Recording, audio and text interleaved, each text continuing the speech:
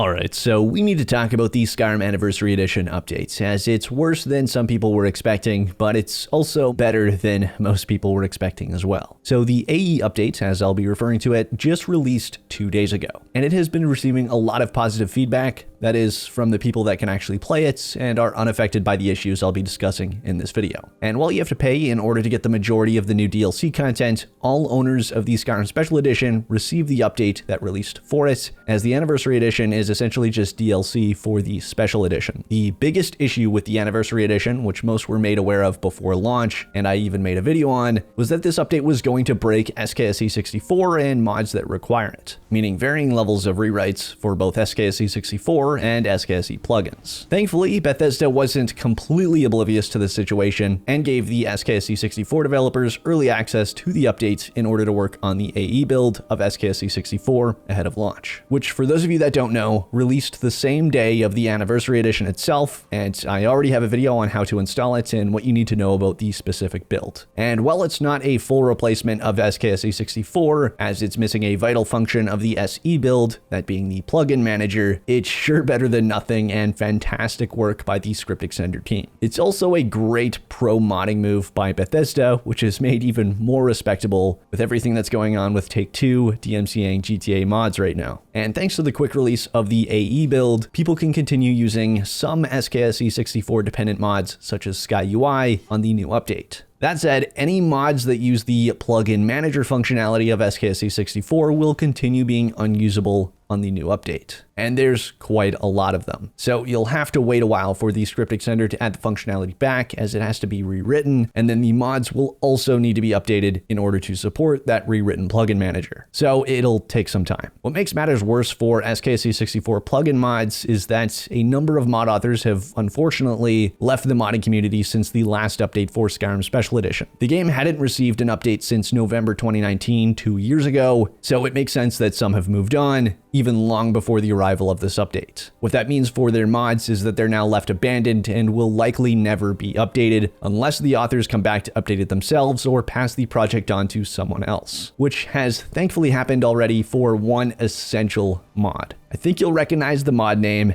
SSE Engine Fixes by Airs. Yesterday, one of the authors for the mod said that they had no plans on updating it for the Anniversary Edition, stating that Airs would likely not return to Skyrim modding and that they themselves didn't have time to work on it. And, well, earlier today, we got a Reddit post by one of the developers on Skyrim Together Reborn and Fallout 4 Together, letting people know that they were looking into updating SSE Engine Fixes themselves. But even better, they updated the post with the following message. I got a chance to talk to the author of Engine Fixes, an SKSE developer, and some other modders, and the best approach would be to implement the most wanted fixes directly into SKSE, and the SKSE developers are willing to do just that. This is by far the cleanest solution. Big shout out to the SKSE devs for once again doing this community a huge favor. Thanks everyone in the comments for the nice words, but it seems like they've got it from here. There is currently no ETA for when these changes will be implemented into SKSE as far as I know. So it looks like SKSE 64 will be getting yet another upgrade. Of course, this will likely take some time, but it's awesome that SKSE 64 will be getting the most prominent features of SSE Engine Fixes built right in. That said, for those of you that cannot wait until these new and updated mods release and want to downgrade to the pre-AE build for Skyrim Special Edition, you can do just that thanks to the amazing modding community, as there were also ways to roll back the game on Steam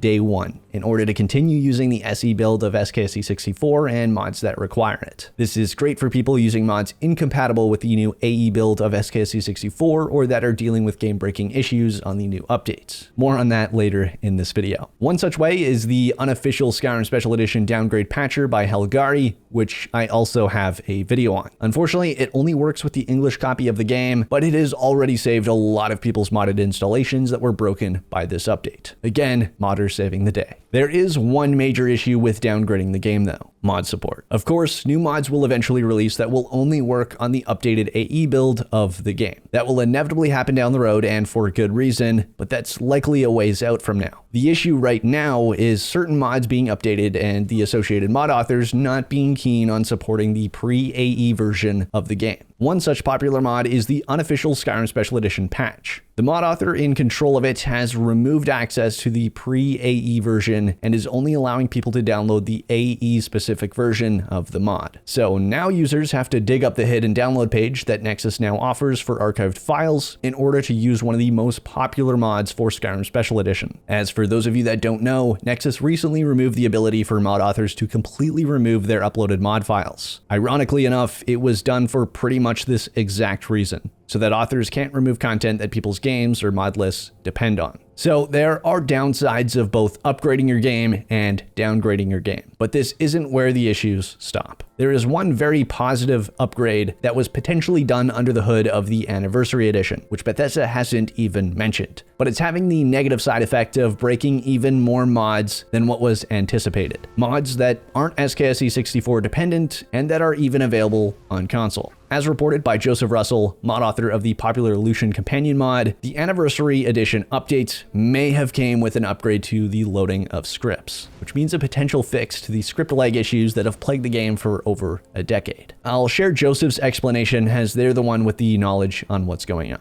Hi, I'm the author of Lucian, and I've just updated my mod to fix a nasty crash that appeared for me and my users with today's update. It was coming from my patchless interaction system, which checks the player's mods when they load the game and fills aliases with NPCs from other mods, such as Inigo. With today's update, this was causing players' games to sometimes crash on loading saves. It was a bit inconsistent and worse for some reason when using alternate start. After some digging through my papyrus logs, I theorized that what was happening was the script was running faster than it used to. This meant that when the player loaded the game, Inigo's ESP was detected, so the game tried to grab his reference to put into the alias. However, as the script was running so fast, Inigo's reference hadn't had time to load, so the script was attempting to fill the alias with a null, causing a crash. I can't know for sure whether this was indeed the cause, but I fixed it by adding a 3-second delay to the mod checker script, giving all references time to load before my script ran. And the fixed version is now available as version 1.6.3 on Lucian's download pages. I'm not an expert on programming by any means, but I thought I'd share the story here in case similar issues affect any other mods. Certainly anything using similar scripts that run on loading the game should double check that this isn't happening to them. Perhaps someone with more extensive programming experience could dig into this more and confirm what exactly has changed. TLDR, scripts appear to run faster on AE and may now try to run before their targets have even loaded, causing crashes. So keep an eye out. So it seems like Bethesda may have actually fixed something which potentially broke a lot of other things. And just to give you an idea of how many people this is affecting, I've gotten a large number of comments already letting me know that they're having issues with crashing on load, corrupted saves, and more, not only on PC, but also console. And since PlayStation doesn't really allow for advanced mods, I've primarily been seeing the reports from players on Xbox. And one of the troublesome mods that was mentioned was alternate start, which Joseph had mentioned. Another was convenient horses. So it seems any remotely script-heavy mods can cause major issues for Skyrim players following the new update. Now, if Bethesda did indeed upgrade script loading and they didn't just break it somehow, this is actually fantastic news for the future of modding, but it's going to be a major pain until affected mods are updated. As it was previously expected that all non-SKSE 64 mods would be unscathed by this update, meaning console players and any PC players not using SKSE 64 wouldn't have to worry, but that isn't the case with this change. So if you're having crashing on load or saving troubles, I'd first run through your mod list and test for what is causing the issues, and then keep an eye out for updates for those troublesome mods. If your game is completely unmodded and you're still experiencing issues, I suggest that you send in a report to Bethesda and feel free to let me know down in the comment section below. I've gotten a few reports from vanilla players that are also occasionally running into these same issues, and even one of my friends who plays vanilla on PC is getting crashes and save issues on the latest update with the Anniversary upgrade. With all that said, I do want to say I think that the content added with the updates and available in the upgrade is quite good and well worth the cost. But this update comes with some major issues, and not only for mod users. Thankfully, we know most of the major issues and how to get around them, but if there are any future fixes, workarounds, new mods, or official updates, I'll be sure to make videos on them as soon as possible. But that's it for this video. I hope you all enjoyed. If you did, please smack that like button down below, subscribe to join the fight if you haven't already, and ring that bell icon to stay updated in all of my future videos. It would be super greatly appreciated as always.